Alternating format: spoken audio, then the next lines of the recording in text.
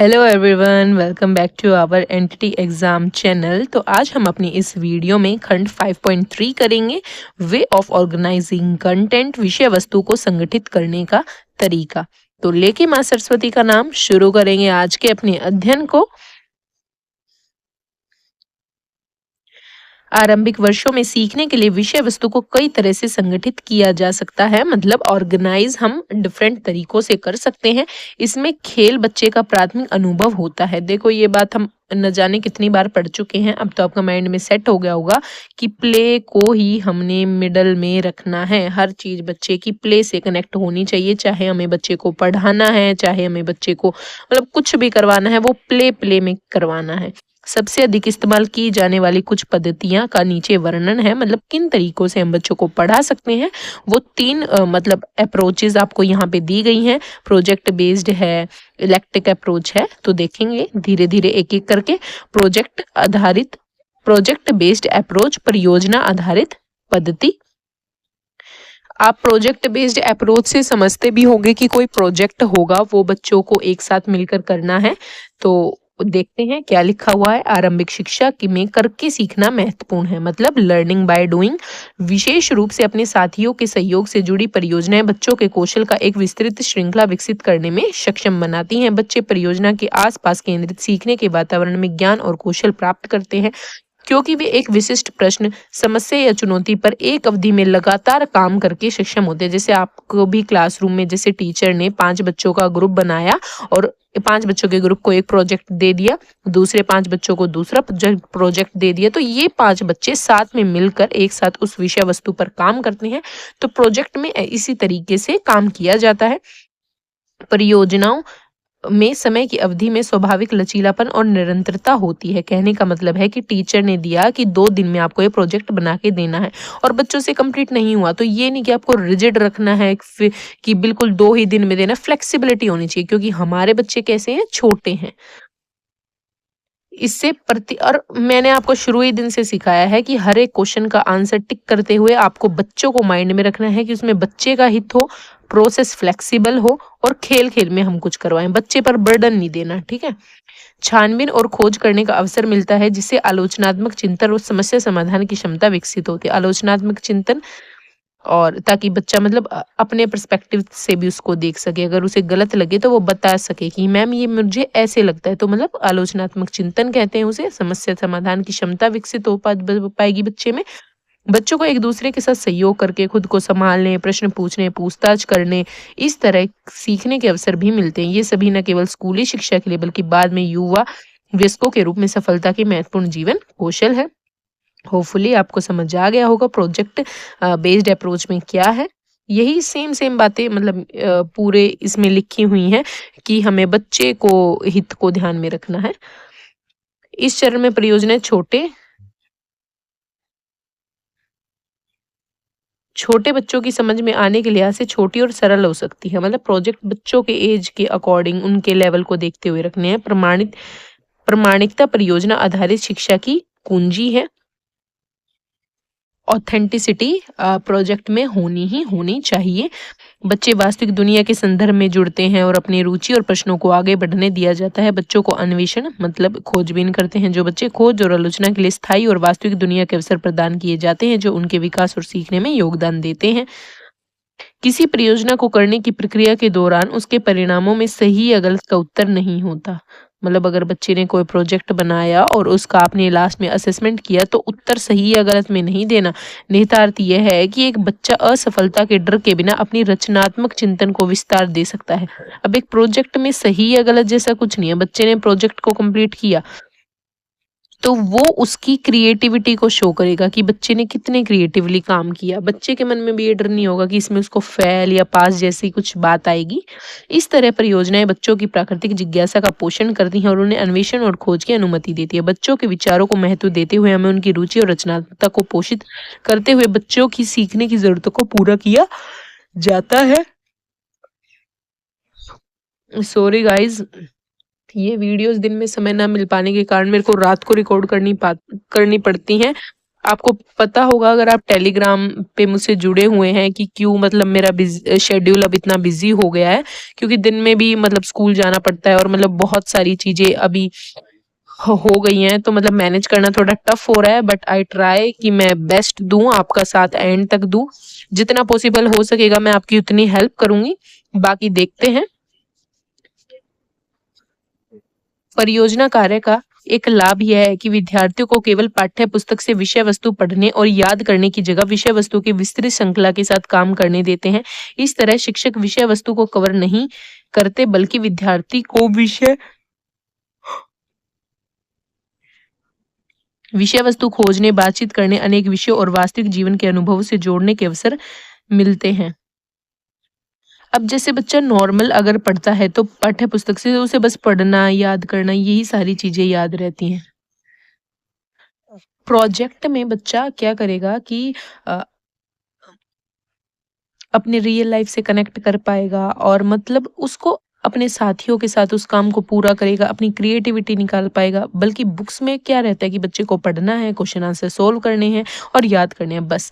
But project में ऐसा नहीं होगा। अगर हम कोई टॉपिक प्रोजेक्ट के थ्रू करवा भी रहे हैं तो बच्चा उस चीज को मतलब अच्छे से फील कर पाएगा, उस चीज को समझ पाएगा, अप्लाई कर पाएगा रियल लाइफ पे। तो यही प्रोजेक्ट मेथड का फायदा होता है जो इस पॉइंट में आपको बताया गया है। स्वभाव से परियोजनाएं अंत अनुशासनात्मक इंटरडिसिप्लिनरी हैं, जिसमें कहने का मतलब है कि प्रोजेक्ट में हम बहुत सारे सब्जेक्ट इंक्लूड होते हैं, जिसमें भाषा, कला, सामाजिक अध्ययन, गणित, विज्ञान, नाटक, नृत्य, स्वास्थ्य जैसी कई विषयों के साथ साथ वास्तविक जीवन के अनुभव भी शामिल हैं। इसके अलावा परियोजनाएं अकादमिक विषयों और वास्तविक जीवन परिदृश्यों में उपयोग किए जाने वाले कौशलों को हासिल करने, अभ्यास करने और लागू करने के अवसर प्रदान करती है। अब हमारा प्रोजेक्ट बेस्ड अप्रोच फिनिश हो गई है, तो अब हम कहानी आधारित पद्धति स्टोरी बेस्ड अप्रोच पढ़ेंगे। स्टोरी का आपको पता ही है, कहानी बच्चे को मतलब हर तरीके से एक्टिव करती है, उसका इंटरेस्ट क्रिएट करती है और बच्चों को बहुत सारे जैसे मोरल वैल्यूज हो गया और सोशल वैल्यूज हो गया, हर चीज में बच्चे को कैपेबल बनाती है। तो देखते हैं इसमें क्या है। अच्छी कहानियां सभी को पसंद होती हैं, खासकर बच्चों को। कहानियां संप्रेषण मतलब कम्युनिकेशन के सबसे पुराने माध्यमों में से एक है। हमारी संस्कृति में कहानियां परिवार और समुदाय को एक साथ जोड़ने में बहुत महत्वपूर्ण भूमिका निभाती हैं। कहानियों का उपयोग बच्चों के साथ दुनिया भर के बारे में बात करने के लिए किया जा सकता है। प्रकृति, जानवर, लोग, उन्हें परंपरा की समृद्धि के बारे में बताएं, उन्हें चीजों को करने के विभिन्न तरीकों से परिचित कराएं और आचार और नैतिकता के सवालों में उलझाएं। कहानियां पारिवारिक और सामुदायिक संबंधों को बनाए रखने का एक प्रभावी माध्यम भी रही हैं। भावनात्मक जुड़ाव के कारण कहानियां बच्चों के ध्यान स्मृति को उद्दीपित करने में सक्षम होती हैं। कहानियां रोजमर्रा की बातचीत में महत्वपूर्ण भूमिका निभाती हैं। तो वही सारी नॉर्मल बातें हैं, कुछ इतना मतलब टेक्निकल यहाँ पे नहीं है जो आपसे एग्जाम में पूछा जाएगा। नॉर्मली चीजें आएंगी और आप इजीली कैटर कर लेंगे। कहानियां अंततः उनमें से कुछ चुनी जा सकती हैं। साथ ही ऐसी कहानियों का चुनाव किया जाना चाहिए जो बच्चे की वास्तविकता को दर्शाती हो, मतलब ज्यादा इमेजिनेशन में बच्चे को ना ले जाए। जो वास्तविक चीजें बच्चे अपने आसपास देखता है वही होनी चाहिए। ये कहानियां न केवल प्रमाणिक इनपुट का एक समृद्ध स्रोत प्रदान करती है बल्कि प्रेरक और चुनौतीपूर्ण होती हैं। बच्चों के लिए प्रत्येक शब्द को समझना आवश्यक नहीं है, क्योंकि चित्र, हाव भाव, स्वर उन्हें कहानी के सार को समझने में मदद करते हैं और उन्हें उपलब्धि की भावना प्रदान करते हैं। कहानियां बच्चों के समग्र विकास के लिए शक्तिशाली उपकरण के रूप में भी है। वे भाषा सीखने के साथ साथ भावनात्मक, सामाजिक, बौद्धिक को बढ़ावा देती हैं, जो कि मैंने आपको बताया कि हर एक एस्पेक्ट को देखो। आप इसे वीडियो पॉज करके और पढ़ लेना, इजीली आपको समझ आ जाएगा, कोई प्रॉब्लम नहीं होगी। कहानी आधारित पद्धति आमतौर पर 3 चरणों के आधार पर विकसित होती है। कहानी से पहले की गतिविधि, कहानी पढ़ते समय गतिविधि और कहानी के बाद की गतिविधि। तो ये तीनों पॉइंट आपको याद रखने हैं कि कहानी पद्धति के कितने चरण होते हैं। 3 चरण होते हैं। पहला कदम शिक्षण उद्देश्य और बच्चों की जरूरतों के आधार पर कहानी का चयन करना। इसके बाद कहानियों पर आधारित गतिविधियों पर विचार मंथन करना चाहिए जिससे पाठ योजना तैयार की जा सके। कहानी पूर्व पढ़ने से गतिविधियां निम्नलिखित हो सकती हैं, जैसे कि आपको यहाँ पे गतिविधि दे देगा और पूछ लेगा कि ये कहानी पढ़ने से पहले की है, कहानी पढ़ते समय की है या कहानी कंप्लीट होने के बाद की गतिविधि है। तो कहानी पढ़ने से पूर्व की गतिविधियां क्या हो सकती है। पुस्तक का कवर और शीर्षक दर्शाएं और इसके बारे में बात करें। बच्चों से कहानियों के नाम और उपयोग की जा सकने वाले चित्रों के बारे में प्रश्न पूछें। पढ़ी जाने वाली कहानियों के बारे में प्रश्न पूछे, कहानी के इर्द गिर्द छोटा खेल खेलें। पढ़ते समय गतिविधि निम्नलिखित शामिल हो सकती हैं: शब्दावली दोहराएं, माइम करें, कार्ड पकड़ें, अनुमान लगाएं, आगे क्या होने वाला है, कहानी के कुछ हिस्सों का क्रम दें, हाँ या नहीं वाले प्रश्न, अंत में अनुमान लगवाएं। पढ़ने के बाद की गतिविधियों में क्या शामिल हो सकता है: कहानी का एक शीर्षक चुनें, चित्रों या घटनाओं को क्रम दें, एक मिनी पुस्तक या पोस्टर बनाएं, कहानी पढ़े, अभिनय करें, कहानी के बारे में खेल खेलें, कहानी के बारे में एक गाना गाएं, कठपुतली बनाएं, मुखौटा बनाएं, कहानी को फिर से सुनाएं। तो ये तीनों चरण मैंने आपको अच्छे से बता दिए हैं, याद करना आपकी जिम्मेदारी होगी, जो आप बखूबी निभाएंगे। आई नो मेरा हर एक लर्नर अपने एंटिटी एग्जाम के लिए कितना सीरियस है, ये आप सबके कमेंट मुझे बहुत दर्शाते हैं।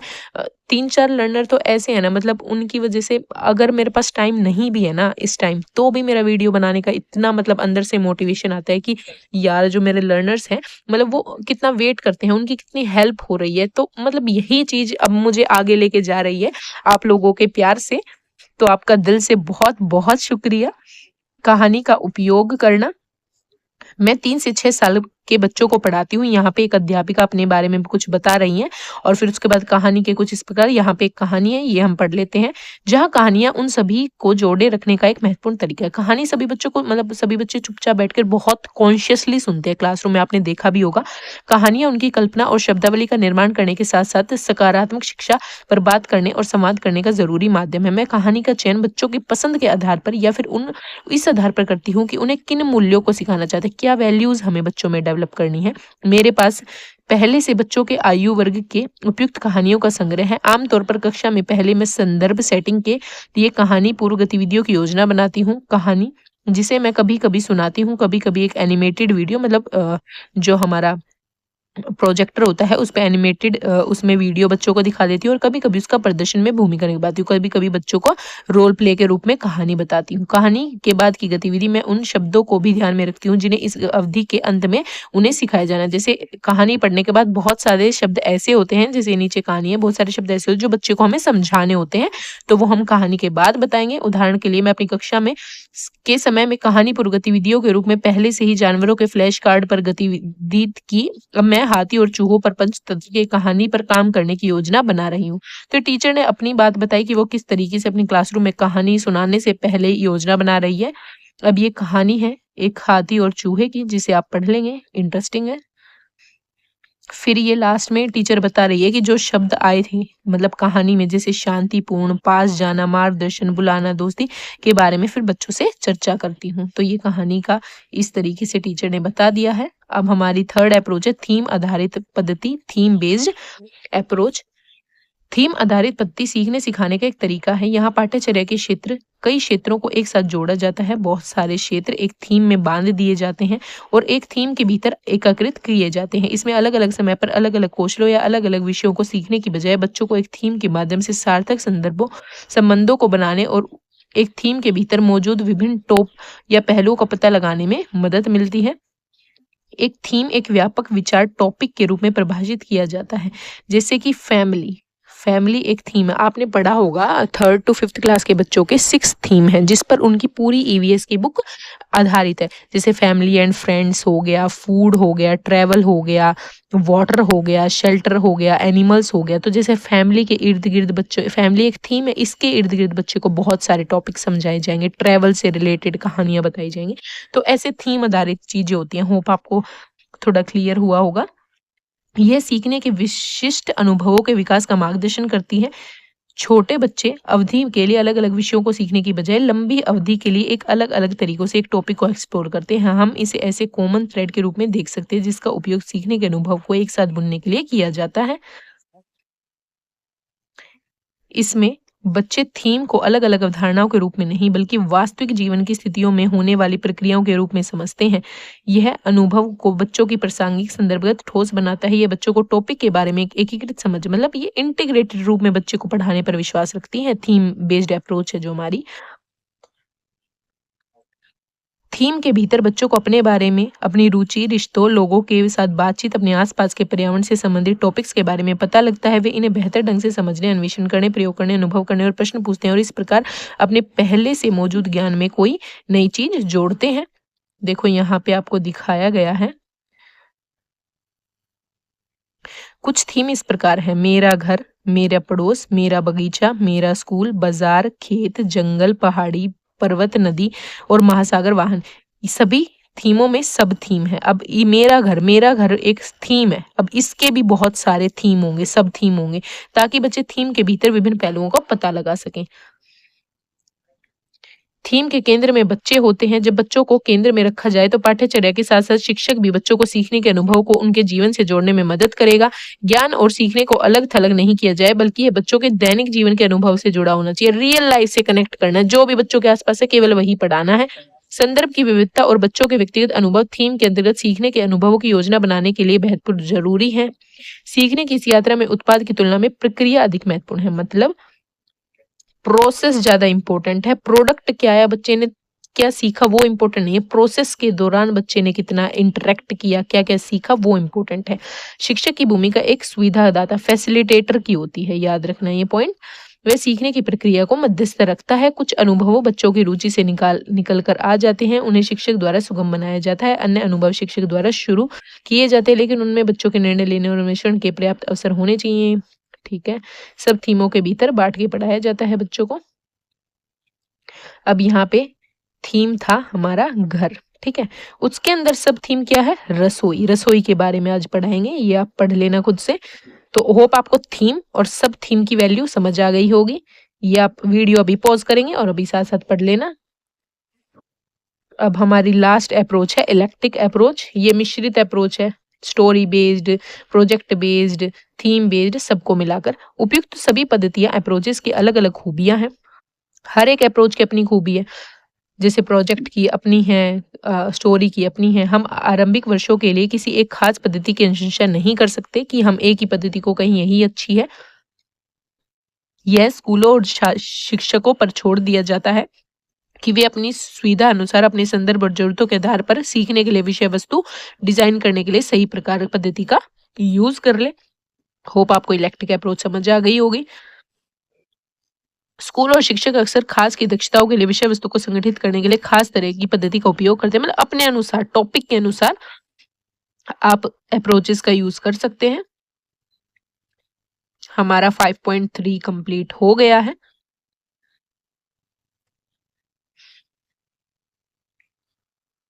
तो ऐसे ही हम अपना नेक्स्ट वीडियो में 5.4 करेंगे। जल्दी से जल्दी मैं आपका NCFFS पूरा करवाना चाहती हूँ अब, क्योंकि आपके एग्जाम में भी अब कम टाइम रह गया है। तो मिलते हैं नेक्स्ट वीडियो में। आज के लिए बस इतना ही।